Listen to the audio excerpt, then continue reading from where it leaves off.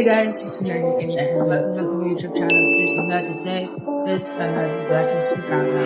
Ayun guys, sinasamahan niyo ako. Nandito ako ngayon sa Ayala Malls, Arcas South. And nearby lang siya sa bahay naman. So I'm here to spend my Sunday. And tara!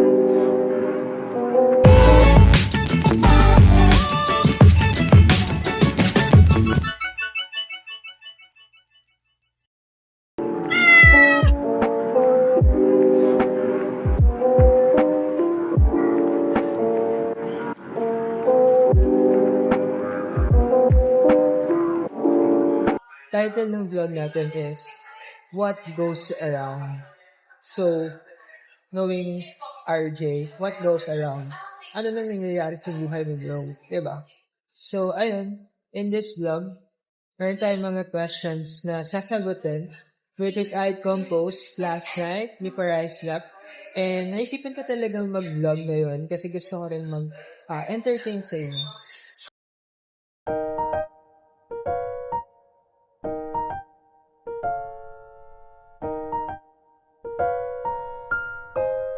Hello, nandito tayo ngayon sa Caramia and cakes and gelato. Yung gelato pala guys, ano siya, ice cream, short for ice cream. Kasi akala ko gelatin, but something ice pala siya. So, ayun, start tayo ng first question. Ano lang to, first starters, kasi nangangapa pa ako mag-vlog guys. Nahihiya pa ako magsalita dito. Like, paano ko tatapusin tong mga nasa notes ko kung ganito ako hanggang mamaya, di ba? Ayan. So, number one question natin. As of now, ano yung mga bagay na na-realize mo? Ba't naman ganito yung tanong? Ayan. So, eto, chinat-out ko yung answer ko para, syempre ganito, di ba? Hindi ko naman kayang sumagot ng impromptu. So, gumawa ng script, to be honest. Ayan. So, yung answer ko dito is, eto, napaka-genuine ito. Dapat matuto din tayong tumanggap. Tumanggap, to receive. Tsaka magbigay. Tumanggap and to give. Kasi, are you wondering bakit, ayun, diba sabi ko, tumanggap, saka magbigay. Are you guys wondering bakit una kong sinabi yung tumanggap? Kasi, we must learn first how to receive. We might be needy sometimes, pero hindi naman natin mahihingi or madedemand yung mga gusto natin. So, be thankful and accept.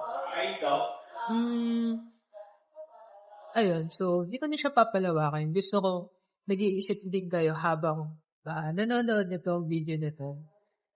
But on the other hand, hindi lang dapat tanggapin tanghap.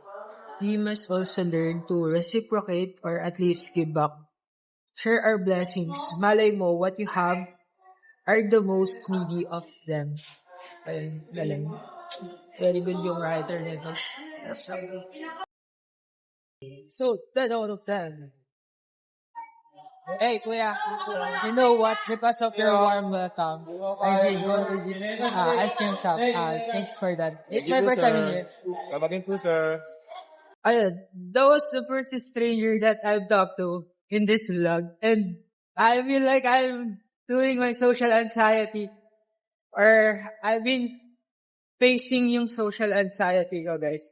And I'm loving it. Ayun, so, balik tayo sa sa question natin. Here, number 2, question dito is, right now, if you will be asked, what do you want to do? Anong gusto kong gawin? Di ko din alam, pero I just want to explore and be happy with myself in here. Kasi parang ang daming pwedeng gawin sa mall na to. Pero, ayun, gusto ko lang maging masaya. Yeah. To be real.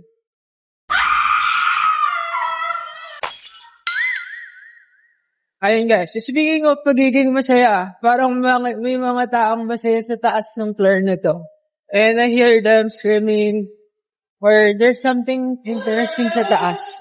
So let's try.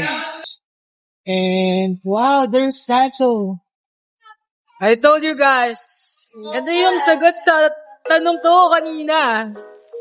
You're gonna be happy in here! Yeah, I will! I have the time zone card, guys!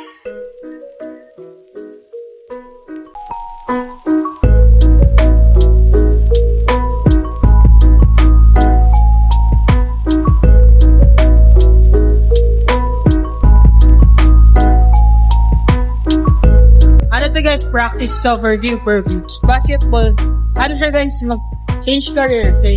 Ito na yung training ko for Quest for the Best. Ayan guys, ayoko na. May titrip na lang ako sa sa ibang machine. Hindi para sa akin yung basketball.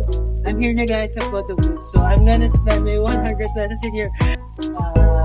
100 credits. Alright, let's work on that.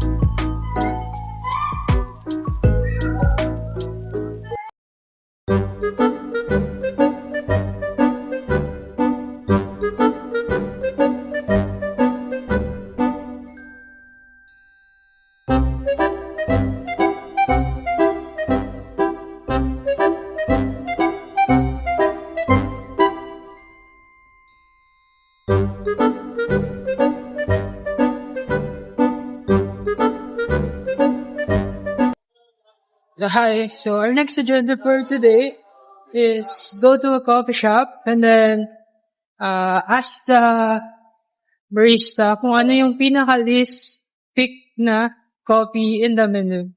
So, in that sense, we can say na may pipili at pipili din sa atin. Let's go!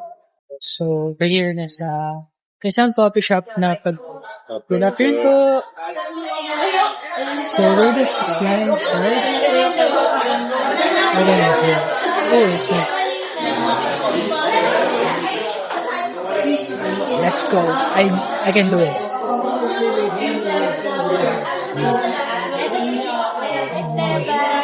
Bagay.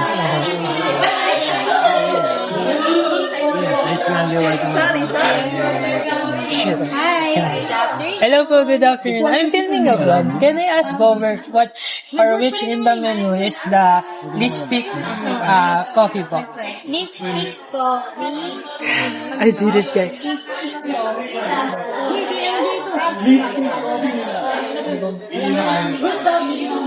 Brewed coffee. Brewed coffee. Brewed coffee was the least pick coffee, okay? Okay, ayun, so we already done the task for our steps. We're already done sa pangatlong challenge natin for today, which is kung papapiliin ka, pwede bang piliin mo naman yung hindi pinili? So, ayun, naghanap tayo na coffee shop here sa Cameo. Naghanap tayo ng coffee shop here sa Arcasa, Ayala Mall. And napili natin tong shop na to sa Starbucks. And ayun guys, to be honest, hindi ko alam na ito yung least pick nila. But siguro to be practical lang, yung expect na brewed coffee yung magiging the coffee na siguro least pick sa mga ganito. Kasi nga, who would have a brewed coffee in a Starbucks? Diba pwede mo yung gawin sa bahay niyo. But then again, I'm here para i-prove na minsan kahit hindi ka pinili, may taong pipili ka rin tayo. So, sobrang init guys. Tapos, hindi tayo sa medyo labas. Ayoko nang isara. Kasi sobrang init. And if you can see, wait.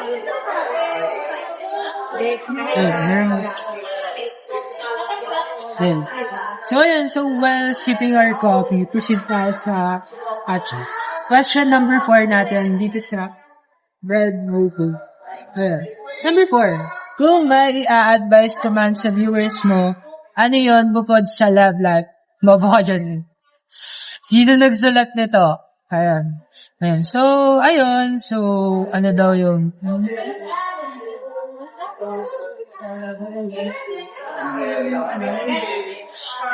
siguro don't question your worth sa tao, but question your worth in front of the mirror, kagaya ng ginagawa ko ngayon. If I'm gonna ask what's my worth, of course, I'm gonna ask myself first before answering the question. Lutog siya tayo. Number 5 na tayo, guys. Number 5 na tayo. Since nag-advise ka na daw sa mga viewers mo, ano yung message mo para sa sarili mo? So, my message to myself is, I'm so proud of you, and palagi kang mag-ingat, take care, and do what you love. Yeah. My advice to others was also my advice to myself. Kaya yung lagi kong pangangatawanan, kung ano yung gusto mong ipagawa sa iba, bakit hindi mo gawin sa sarili? Right? Ayun guys. Grabe. Tapos na natin yung 5 questions. Yung sobrang init pa din ng kape na pinili natin. Pero alam mo doon, sa number 2, napagtanto ko na yung mga taong pinipili, yung mga taong hindi pinipili, sila pa yung may mga, what do you call it? May mga katangian na hindi natin ina-expect na meron pala sila. Like, ito, kung itong bread coffee, hindi mo in-expect na hanggang mamaya mo pa ito iinumin, mamaya mo pa ito hahawakan. Kasi, hindi mo siya pwedeng inumin ngayon. Diba? Ayun, so, tara, let's go out. And, siguro, dito na ako mag-farewell para kasi I think ito na yung pinakamagandang place to end this video. I hope you guys really enjoy this short vlog. And, again, this is RJ Ganeshan din ba? Thank you so much for watching. And then, kung may mga gustong mag-sponsor guys, sobrang accepting po ako ng mga sponsors and so much more partnership with the future vlogs na pwede kong gawin. And, comment down below kasi sobrang tagal nung last upload ko guys, like legit. And I just want this day to be my comeback here sa social world. And then, ayun, before this video ends, I just want to shout out Chan Joseph for being there for me. Guys, you guys.